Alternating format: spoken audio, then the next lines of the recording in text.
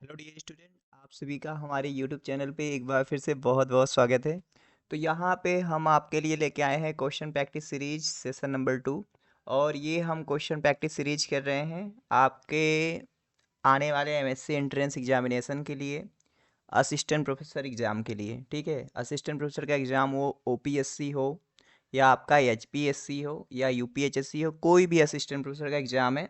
देखो बॉटनी के क्वेश्चन तो वही होते हैं, बॉटनी मतलब कॉमन चीज़ें ही हैं, algae fungi bryophyta genetics plant physio, सब वही पढ़ना है, तो सबके लिए यही काम आएगा।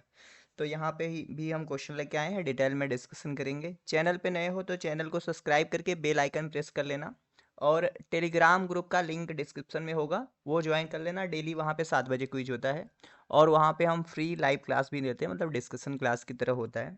और आपको अगर मैं इन्फॉर्मेशन देना चाहूँ तो आप देखो हमारा कोर्स भी चलता है।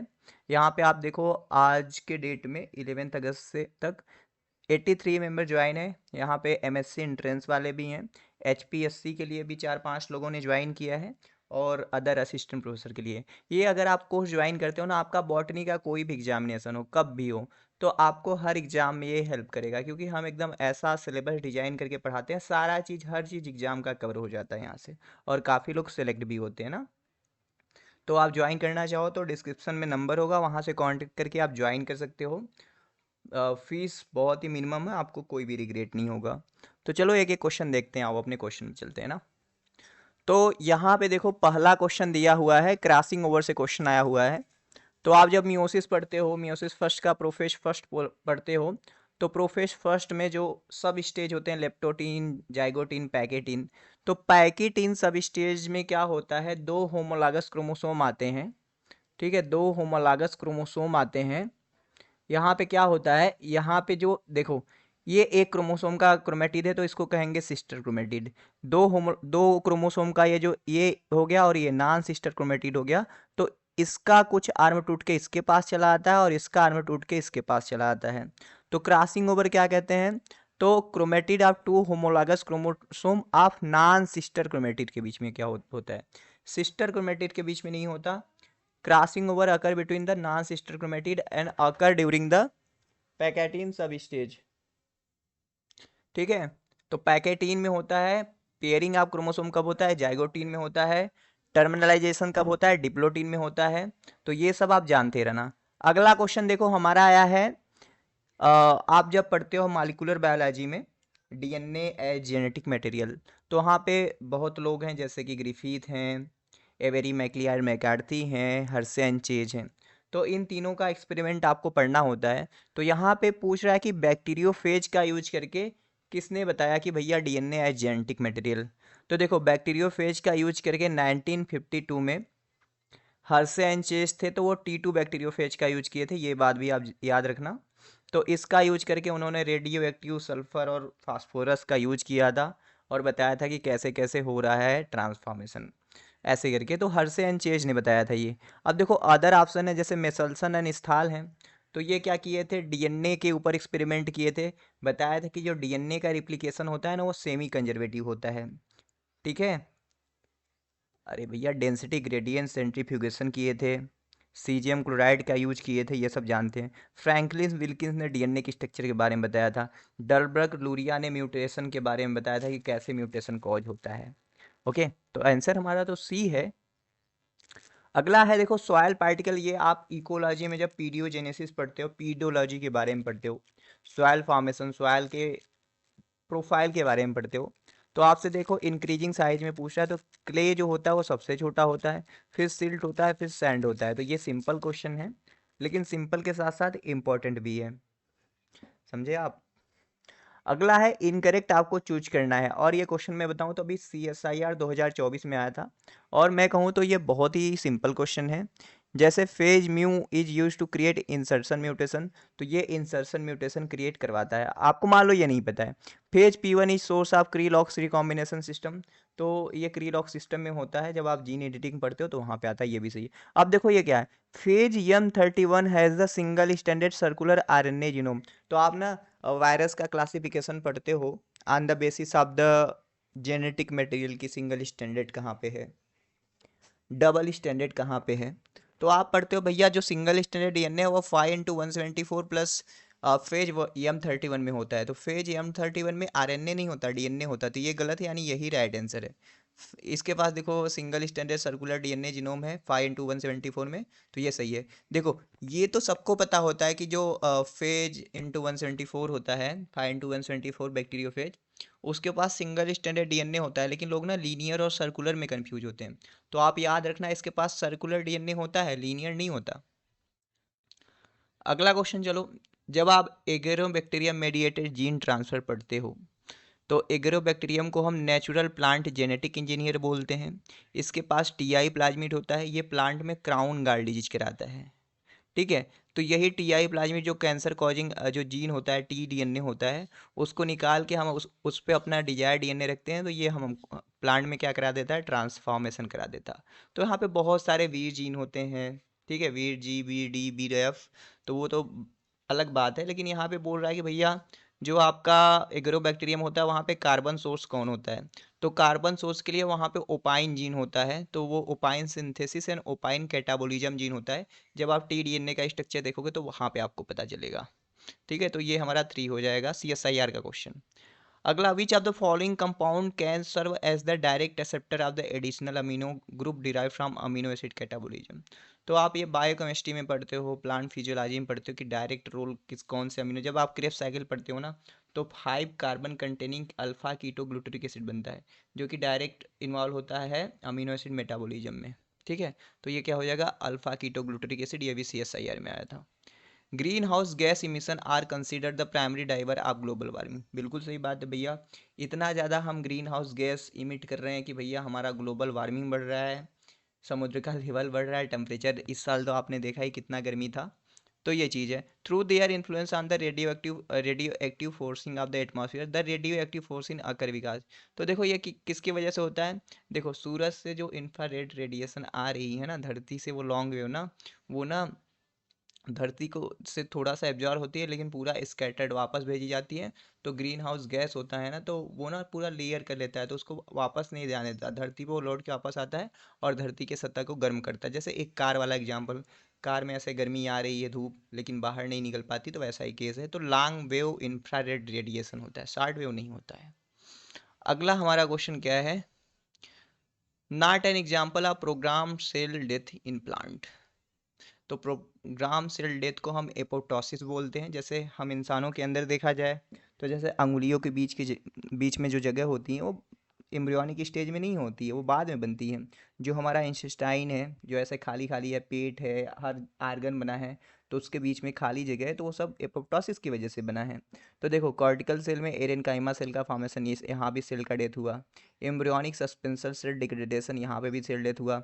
जो आपका वेसल बनता है वहाँ पे भी सेल डेथ होता है। लेकिन ये जो कैस्पेरियन स्ट्रिप होता है वहाँ पे ऐसे देखोगे कोई भी सेल डेथ इन्वॉल्व नहीं होता है। तो वो तो कैस्पेरियन स्ट्रिप ऐसा ऐसा होता है, यहाँ पे कोई इंटरसेलुलर स्पेस तो है नहीं, स्पेस रहता तब ना हम सेल डेथ की बात करते हैं।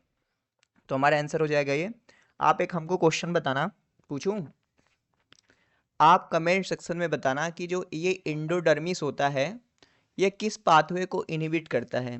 पहला क्वेश्चन, एंडोडर्मिस का दूसरा नाम क्या है? दूसरा क्वेश्चन, तीसरा क्वेश्चन कि एंडोडर्मिस में किसका डिपोजिशन पाया जाता है। कमेंट सेक्शन में टाइप करो, अभी सब लोग टाइप करना, सबका आंसर मैं चेक करता हूँ और हार्ट रिएक्ट करता हूँ। ठीक है, और वीडियो को लाइक कर दिया करो ताकि मैं और सारे क्वेश्चन लेके आऊँ। ठीक है, चलो अगला क्वेश्चन है, east strain have accumulated A mutation that make it grow slowly. तो भैया ईस्ट का एक स्ट्रेन है, वहाँ पे म्यूटेशन हो गया, इसकी वजह से वो बहुत धीरे धीरे ग्रो कर रहा है। इन्वेस्टिगेशन किया गया तो पता चला कि राइबोसोमल आरएनए लेवल जो है वो बहुत कम हो गया है। तो कौन सा पॉलीमरेज है जो म्यूटेटेड हो गया ईस्ट के अंदर? तो राइबोसोमल आरएनए की बात कर रहा है, यानी आरआरएनए का बात कर रहा है भैया। ये CSIR में क्वेश्चन आया था वैसे। तो आपको पता है ना जो पॉलीमरेज होते हैं 1 2 3, उनका क्या काम होता है? पॉलीमरेज 1 जो होता है मोस्ट ऑफ द आरआरएनए को सिंथेसाइज करता है। ठीक है, और 5.8 आरआरएनए हो गया, 28 वाला हो गया।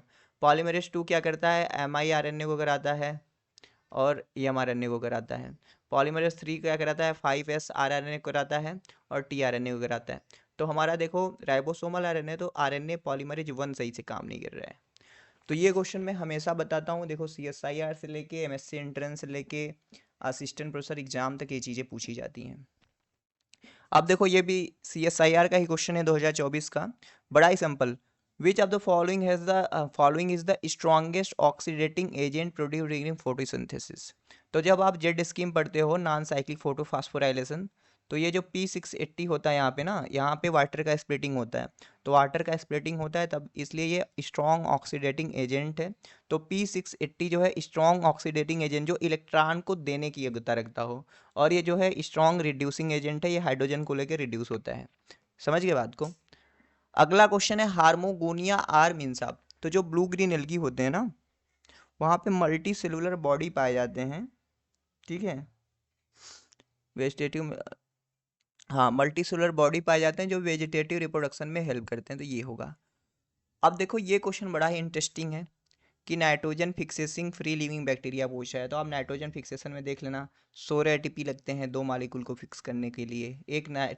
एक अमोनिया बनाने के लिए 8 ATP लगेगा। फिर कितने इलेक्ट्रॉन लगते हैं, कैसे होता है, डीनाइट्रिफिकेशन क्या है, अमोनिफिकेशन क्या है, एनोमॉक्स क्या है, ये सब आपको पढ़ना पड़ेगा। देखो नॉट ए फ्री लिविंग पूछ रहा है, तो भैया देखो यहाँ पे नॉट ए फ्री लिविंग, चौथा ऑप्शन देखो, ये नॉट ए फ्री लिविंग पूछ रहा है ना, तो देखो ये भी फ्री लिविंग होगा, ये भी फ्री लिविंग, ये भी फ्री लिविंग। लेकिन राइजोबियम जो है आपका यह सिम्बियोटिक है, तो ये आंसर होगा। ये लेग्यूम प्लांट में रहता है और वहाँ पे नाइट्रोजन फिक्सेशन कराता है। अब अगला क्वेश्चन है हमारा एल्गी से। तो डायटम जो होता है वो बहुत जल्दी डिग्रेडेड नहीं होता, उसका डीके नहीं होता, क्योंकि उनके सेल वाल में क्या रहता है। तो बहुत ही सिंपल क्वेश्चन है, डायटम के सेल वाल में सिलिका पाया जाता है, ठीक है। और काइटिन तो फंजाई में होता है भाई, आपको पता ही है, ये आप हमेशा से पढ़ते आ रहे हो। पेप्टिडोग्लाइकन बैक्टीरिया में होता है। ये कहाँ पे होता है पता है, कैल्शियम कार्बोनेट, कारा में होता है ना। अगला क्वेश्चन है carrageenan is made up of the various seaweed. तो कैरागिनीन जो होता है वो रोडोफाइसी से निकाला जाता है, और कैरागिनीन जो निकाला जाता है एक्चुअली में निकाला जाता है कोन्ड्रस क्रिस्पस से। किससे?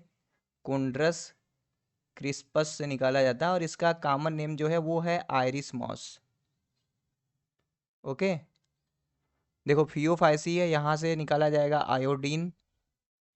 अगर हम बात करें ब्रोमीन का, तो ब्रोमीन भी हमारा रेड एल्गी से निकाला जाता है ना। अब अगला है हमारा मैच द फॉलोइंग, और ये बहुत इंपॉर्टेंट है, आप कोई भी एग्जाम देने जाओगे ना, देखो फंजाई से पूछेगा, प्लांट पैथोलॉजी वाले पार्ट से, और आपसे डिजीज का नाम पूछ लेगा, या आपसे पूछ लेगा मैचिंग के बारे में, कहेगा भाई चलो मैच करो कौन सा डिजीज किससे होता है, ये सारा चीज़ ना। तो यहाँ पे पहला है अल्बुगो कैंडिडा। तो अल्बुगो कैंडिडा को हम सिस्टोपस कैंडिडस भी बोलते हैं। क्या बोलते हैं? सिस्टोपस कैंडिडस। तो ये किससे मैच हो जाएगा? ये मैच हो जाएगा वाइट रस्ट ऑफ क्रूसीफर से। ब्लैक रस्ट किससे होता है? वो पैक्सिनिया ग्रैमिनिस से होता है। फाइटोप्थोरा इन्फेस्टेंस इससे होता है लेट ब्लाइट ऑफ पोटैटो, और इसी के द्वारा आयरलैंड में अकाल पड़ गया था, वहाँ पे सारा आलू खत्म हो गया था। कोलिटोटाइकम फाल्केटम से होता है red rot of sugar cane, और अल्टरनेरिया सोलेनी से होता है early blight of potato.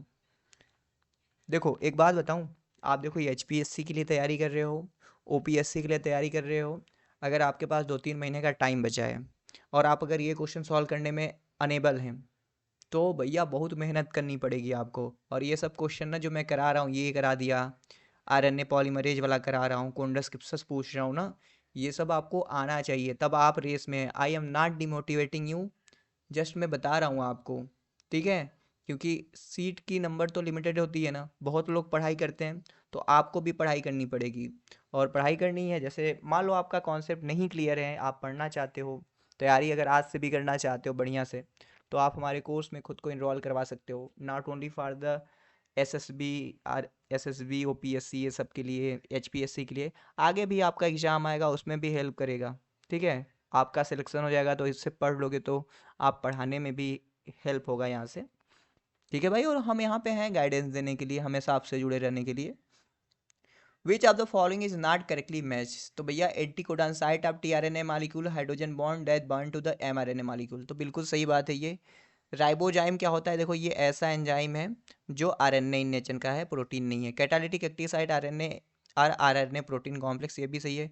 Plasmid a small circular DNA molecule found in bacteria and some protozoan that replicate independently. तो प्रोटोजोन वाला अभी हम सही करते हैं, डी देखते हैं क्या ऑप्शन है।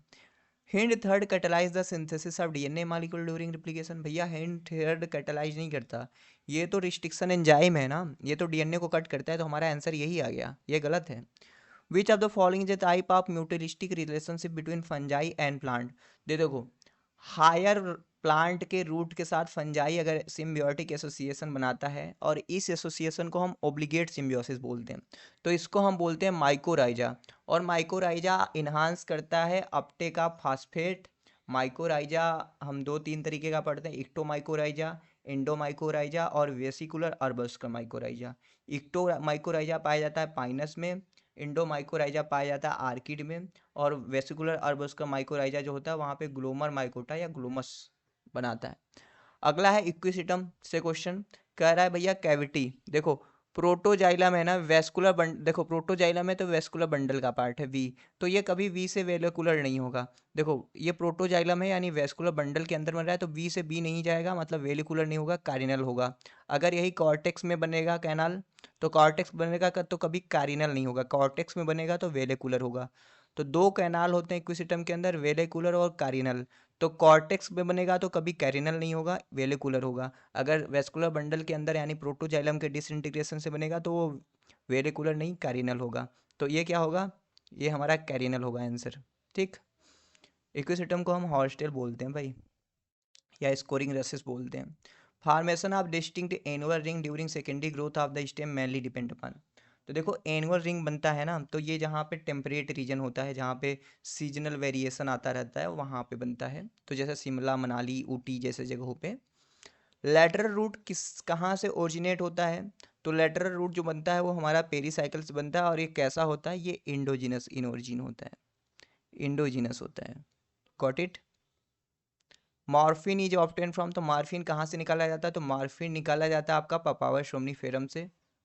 विथानिया सोमनीफेरा को हम अश्वगंधा बोलते हैं। ठीक है भाई। राउल्फिया सर्पेंटिना एपोसाइनेसी का है, इसे हम सर्पगंधा बोलते हैं। ठीक है, यहाँ से डिजिटॉक्सिन निकाला जाता है, anti cancerous drug. Withania somnifera solanaceae से आएगा। तो यहाँ पे देखो हमने इतने क्वेश्चन को डिस्कस किया है थ्रूली। तो आप कमेंट सेक्शन में बताना कैसा लगा, और ये भी बात ध्यान रखो कि बढ़िया से पढ़ाई करो, आप क्वेश्चन लगाओ। जितना भी देखो मैं क्वेश्चन लगवा रहा हूँ अगर 25-30, तो आपका एक्यूरेसी रेट अगर बताऊँ तो 75 से 80% है। आप इतना क्वेश्चन सॉल्व करने एबल हो गए हो तो आप बढ़िया प्रिपरेशन है। अगर कम कर पा रहे हो 50% से कम है, तो बढ़िया से पढ़ाई करो। पढ़ाई करने का सोर्स आपके पास नहीं है, सीपीईटी के लिए, एयू के लिए, एमएससी एंट्रेंस कहीं का दे रहे हो, असिस्टेंट प्रोफेसर का एग्ज़ाम कहीं का दे रहे हो, तो आप हमारे कोर्स में आओ। भरोसा करो हमारे ऊपर, हमारे कोर्स के ऊपर काफ़ी लोग सिलेक्ट होते हैं, हम बढ़िया पढ़ाते हैं, बाहर से कोई चीज़ पढ़ने की ज़रूरत नहीं पड़ेगी। ठीक है, ओके, मिलते हैं नेक्स्ट वीडियो में।